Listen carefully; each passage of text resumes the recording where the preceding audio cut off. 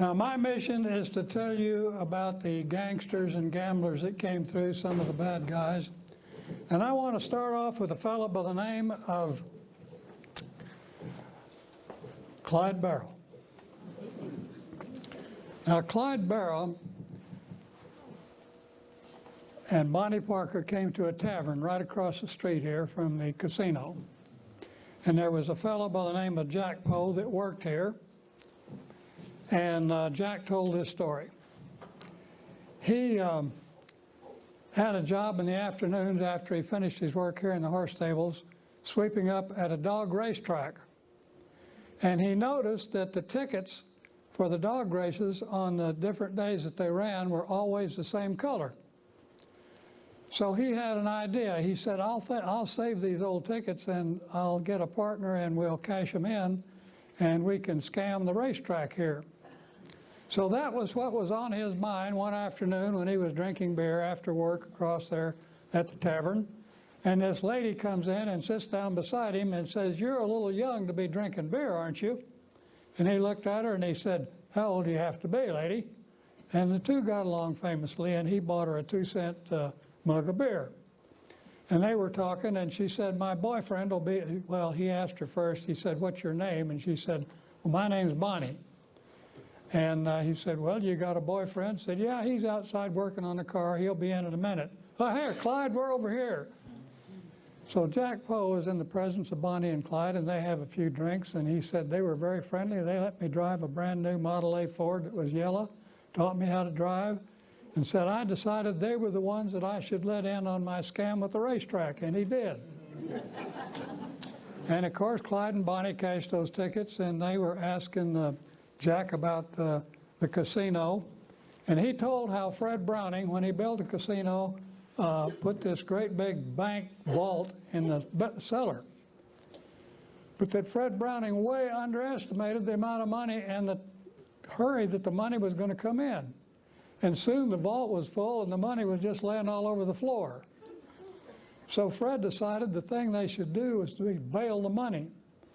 And Jack Poe told Bonnie and Clyde, he said, "We have a meeting every Monday morning when Fred gives us our instructions for the week, and we sit around on these bales of money." Well, of course, you don't tell a story like that to Bonnie and Clyde without, I mean, you've given them a little insight into what's going on, so they're scheming and they don't know just exactly how to handle this. Now, the year is 1933. And in 1933, there is no FBI. There is a government organization called the Bureau, but they don't have the right to carry guns, cross borders, make arrests, all the things that the FBI needed. And bank robbery was a terrible problem in 1933, and they were sitting around scheming, trying to figure out how can we outsmart these desperados that are robbing these banks. So they decided what they would do. They would take brand new money to the banks and call in the old money so that all the money had, of course, dollar bills had the serial numbers on them. That way, when the banks were robbed, they could trace it back to the robber by seeing who turned in the money. It created a pathway right back to the robber. Well, that created the term hot money, because then when you robbed a bank, the money was no good. But there was a bad guy on the other side of the table named Tom Pendergrast in Kansas City, who was just about as smart as the Bureau was. He had a bank, and he bought that money 25% on the dollar, the hot money that the bank robbers had stolen. And he sold it, and the foreign currency, he'd put it into French lire or Mexican pesos or whatever the best market was for his dollar. Then when he needed the money, he'd take it out of the foreign bank and run it back through his, and he had some of the new money he could use. So he really was in the catbird seat on this bank robbing business. But his bookkeeper, a guy by the name of Jelly Nash, was involved in some mischief, and he got put in jail for 7 years. Tom Pendergrast is very worried because he thinks Jelly will roll over on him and tell some secrets, and that will implode his empire. So he puts a hit contract out on Jelly Nash. They find out that he's being transferred from one jail to the other, and that the Kansas City Flyer will unload him at the Kansas City station. And he hires some hitmen, and Pretty Boy Floyd is one of the hitmen involved in this. So Jelly Nash gets off the train. He's escorted by lawmen. And of course, this green Chevrolet rolls up. There are two men, one on each running board with machine guns, and two men in the back seat with machine guns, and they open fire. They kill everybody in the cop's car that was going to transport Jelly Nash. They kill a member of the Bureau. Now, as a result of this, J. Edgar Hoover, who was head of the Bureau, confronted Franklin Roosevelt and the Congress and demanded that there be a federal bureau that had the right to cross borders, make arrests, and shoot back. And that was the birth of the FBI.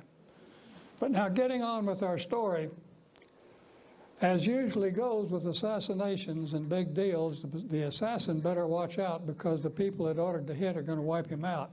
And sure enough, they got everybody involved in that. The Pendergrass gang did, got all the shooters, except Pretty Boy Floyd. And he made it to Dallas. And the reason he came to Dallas is because there is an area in Dallas described as the Devil's Back Porch. It's a 16 square mile area that was West Dallas. And there was no city jurisdiction there. It was the county sheriff were the only people that could go in there with any authority. And of course, there just weren't enough county sheriffs to go around and take care of the county too. So this was a safe house for the desperados. And the very citadel within this safe house was a place called the Red Brick Hotel. And Pretty Boy Floyd is holed up there at the Red Brick Hotel. Bonnie Parker has read about him and seen his picture in the paper, and Pretty Boy Floyd is her kind of guy. She is a very ambitious lady, and it's her ambition to have the best informed and the hardest hitting bank robbing team in the business. So she makes it a point to go to the Red Brook Hotel and rendezvous with Pretty Boy Floyd. Well, after a couple of bottles of Four Roses and about 4 hours in an intimate afternoon, they know each other real well. And Bonnie explains to Pretty Boy Floyd about the money out here at top of the hill. She says, now what I want you to do, let's set this up. You build your gang, whatever you can. I want to bring in the Barrel Gang, which we know we can count on Clyde. And then there's Raymond Hamilton and Floyd Hamilton. And that would be probably enough of us to pull this off. So the deal starts percolating. Now, Clyde Barrow has got a friend that is in the military, and he sets up a deal over in the armory there, where they keep all the machine guns and tear gas and everything that they'll need for this robbery in Ranger, Texas. So Clyde Barrow and his gang go down to Ranger, Texas, and they bring back the tear gas and the necessary weapons that they need. Now, they plan the heist to be at the top of the hill on New Year's Eve, when it changes from 1933 to 1934. They'll hit the place right after midnight, because by that time, Fred Browning's crap tables have had time to take all the money out of all the dignitaries that are there. And they figure there'll be over $500,000 in the till, which there was. There actually was a little more than that. Clyde Barrow steals a flatbed truck that they need to haul the money off, the bales of money, and they release the tear gas. And I was very fortunate, because I got to interview a lady who attended that party, and she and her date were celebrating the New Year's in a parked car out in the parking lot in their own particular way. When they saw all these people running out, and they were coughing and sneezing and wiping their eyes, and of course they learned that tear gas had been released. They didn't know about the robbery. But the robbery did take place, and the Fred Browning, the owner of the casino, of course, couldn't call the police, but he called his good friend Benny Binion. Now, Benny Binion has a good friend who is in the police side of the table. His name is Bill Decker. Bill Decker was the deputy sheriff at that time in charge of criminal investigation for Dallas County. And Bill Decker had more snitches and was better about getting information than probably any other lawman at the time or in our history. You see, Decker, if you were put in jail, he'd come by and see you, ask if you needed cigarettes, find out what your problem was, recommend an attorney. He was the best friend of the people that were admitted, and as a result of this, whenever they could do him a favor, they would. So Decker learned that there was some consternation at the Stoneleigh Hotel, that there were 2 pickup trucks parked there, and there'd been some argument about leaving them there, and it got very rough, and the people that were parking the trucks insisted that this happened. And he thought that was rather strange, but then when he got the information about the robbery at Top of the Hill, he realized this was probably where the bandits were going to rendezvous, split up their loot, and go off in their different directions, and he was absolutely right. So he gave this information to Benny Binion.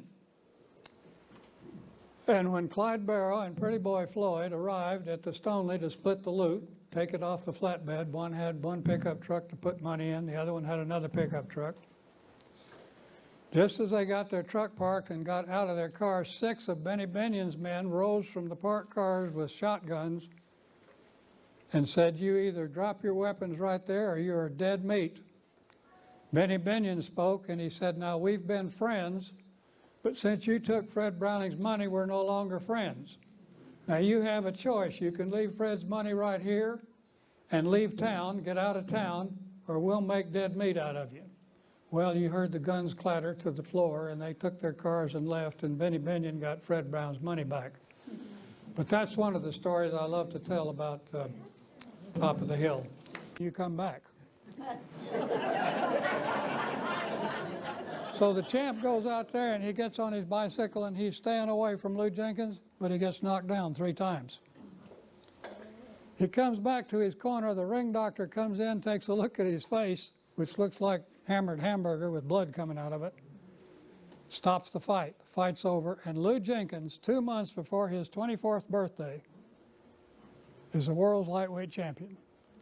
Now he immediately challenges the next weight up, the welterweight, and defeats him. Yeah.